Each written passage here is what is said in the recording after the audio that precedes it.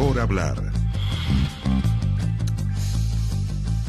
¿Cómo están ustedes? Muy buenas noches. Claro, siempre es mejor hablar en estas circunstancias. Este domingo en la noche, donde parte una nueva semana que mañana tiene la incertidumbre que han tenido estas últimas semanas, lamentablemente, de qué es lo que irá a ocurrir en los lugares de trabajo, qué es lo que irá a ocurrir con las decisiones políticas y qué irá a ocurrir también en las universidades. Este programa de hoy nos hemos enfocado y hemos invitado a 4 rectores, 3 rectores y una rectora, para desde las distintas miradas, Santiago, regiones, públicas, privadas, de distinta índole, distintos tipos de universidades, poder evaluar lo que está ocurriendo, pero sobre todo tratar de dar una mirada a lo que viene. Presento de inmediato a nuestros invitados.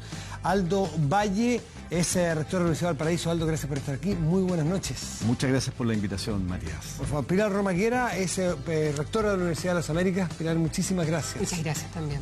Ignacio Sánchez es rector de la Universidad Católica. Ignacio, gracias por estar aquí. Muchas gracias nuevamente, porque estuvo la otra hace un par de noches aquí, ¿no es así?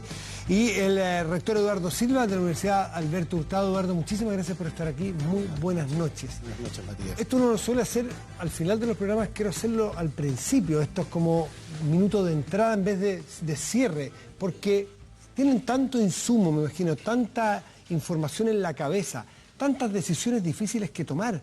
¿Cuándo abrir? ¿Cómo abrir? ¿En qué momento? ¿Para qué abrir? ¿Qué decisiones se están tomando? ¿Qué riesgos están tomando? Aldo. Yo creo que las universidades deben convocar a los estudiantes a partir de esta semana en particular a una reflexión, ojalá lo más institucionalizada posible, porque convocar a los estudiantes simplemente para iniciar las clases a mí me parece que sería un desatino. Los estudiantes están al menos en un estado de perplejidad como gran parte del país. Y también porque en las últimas semanas a mí me parece que respecto a los estudiantes también se ha ido creando una sensación de incomodidad, de dolor, de incertidumbre.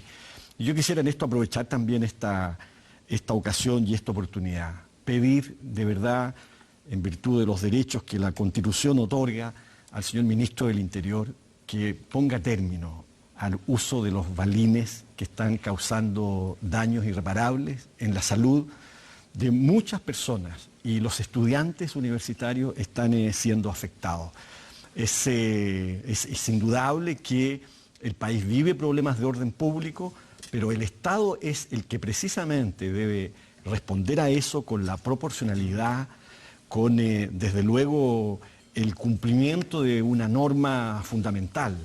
El orden público no puede fundarse ni en el miedo ni en el uso desproporcionado de la fuerza. Y no hay ningún argumento que pueda ceder, creo yo, ante la garantía de los derechos fundamentales. Y termino con esto.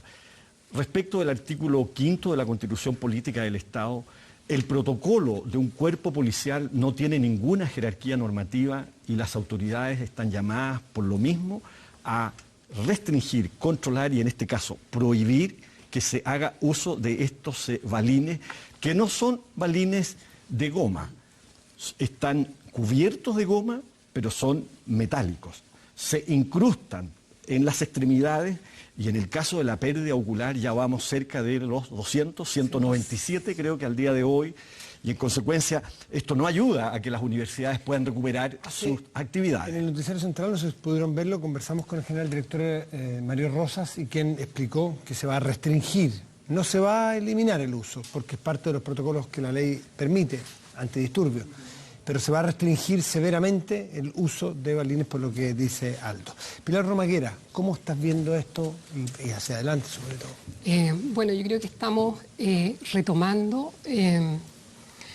el diálogo, la conversación al interior de las universidades. En nuestro caso llevamos una semana con actividades académicas graduales, con mucha flexibilidad, con jornadas parciales, buscando acoger a los estudiantes, también enfrentando temas dramáticos muchas veces que ellos mismos nos cuentan, con reflexiones, algunas de las cuales son guiadas por nuestros propios equipos y reflexiones también de ellos, digamos, entre los propios centroalumnos, las propias federaciones, Naturalmente hay algunas escuelas, algunas carreras que están en paro reflexivo, y otros que no, que han comenzado, digamos, clase, y por tanto hay que tener mucho respeto, ¿cierto?, adentro de las comunidades, porque se viven realidades a veces distintas. Hay que tener respeto por las opiniones, respeto por la mayoría y respeto por las minorías. ¿Se da el respeto a las minorías? Porque por lo que uno ve, parece ser que los que más escasea por estos días son los respetos a las minorías. No sé si las universidades. Bueno, eso es justamente el rol, yo creo, que tienen nosotros como autoridades de un tema que tenemos que enfatizar. Y entonces me sumo también, aprovecho, a la preocupación realmente que plantea Aldo, porque el tema de la fuerza, el tema de la violencia, es un tema muy, muy dramático. Violencia contra las personas, el tema de la preocupación del respeto de los derechos humanos, y yo creo que en esta mesa en que somos rectores, también preocupación por el ataque, ¿cierto?, a una universidad, una casa central de una universidad, lo cual es triste, penoso, preocupante. Esperamos que ojalá no se vuelva a repetir. Ignacio Sánchez, ¿cuál es la realidad? Que ustedes intentaron abrir y tuvieron los problemas. Sí, la semana pasada yo diría que la realidad fue básicamente jornadas de reflexión, de análisis, de encuentro, discusión interna con ciertas guías, con ciertos análisis específicos en las distintas facultades. Yo diría que deben haber habido 30 o 40 grupos distintos en los distintos días, trabajando en levantar un análisis interno y también un análisis país. Habíamos tenido también un encuentro de más de 800 personas en San Joaquín con mesas de trabajo. Por lo tanto, nosotros hemos pasado por esta apertura con reflexión, con análisis, con acogida. Más o menos el 25% de nuestros estudiantes son de regiones, muchos de ellos no han venido mientras no se reanuden las actividades. Y entonces vemos para la próxima semana un reinicio de actividades flexibles. Hay algunas carreras bastante que están en paro, hay otras que han decidido reanudar sus actividades. Creo que ahí también tolerar las distintas opiniones de minorías y de mayorías es muy necesario. Hemos dado instructivos a los profesores, a los decanos, a los directivos, porque como decía el rector Valle, no se trata de, cuando se reinician las actividades de clase, volver como si nada hubiera pasado. Como si no hubiera pasado nada.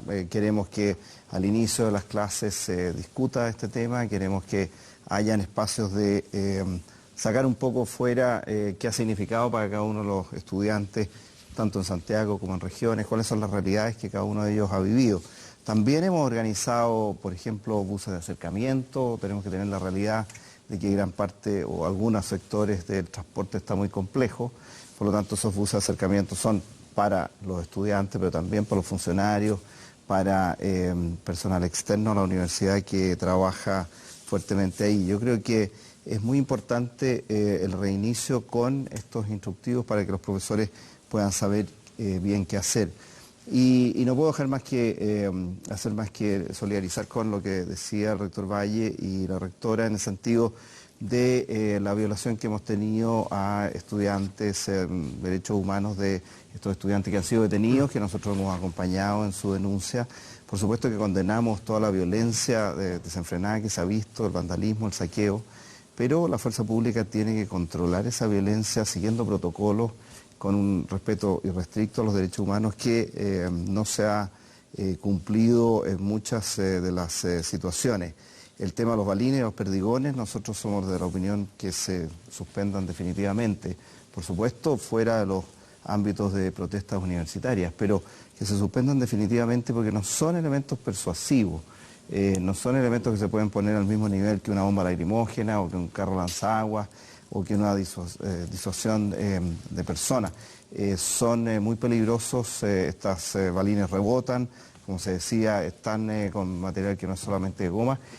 Y por algo los organismos internacionales han dicho que tenemos un triste récord en Chile, más de 200 lesiones oculares en estas protestas, cosa que no se ve en otros lugares del mundo. Tenemos estudiantes que han recibido perdigones, tenemos estudiantes que han recibido balines, y yo creo que es momento actualmente de parar eso. Eduardo Silva. somos rectores, pero al mismo tiempo somos académicos, o sea, tenemos una interpretación de lo que ha pasado, al mismo tiempo somos ciudadanos con una postura política. En mi caso, además, yo soy cura y me he vivido esto desde Cerro Navia. Entonces hay una mitad de tratar de gobernar la universidad, otra mitad experimentando lo que está pasando en un sector. Entonces yo diría que hay de dulce y de agraz. De dulce yo creo una toma de conciencia colectiva de una desigualdad insoportable, indecente. Un país, y vamos a poder quizás hablar de eso, ¿no?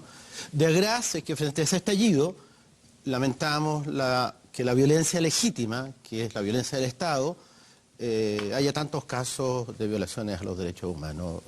Gustavo Gatica, estudiante de psicología de la academia, perdió sus 2 ojos el viernes y, como tú decías, 200 casos más. O sea, hay un uso desmedido de la fuerza. Carabineros tiene que restablecer el orden público y tiene que usar esa fuerza, pero tiene que ser proporcionada.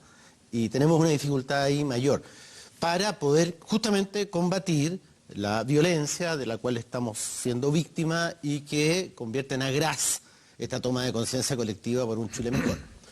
Déjame hacer una pausa, volvemos contigo. Una pausa porque aquí siempre es mejor hablar.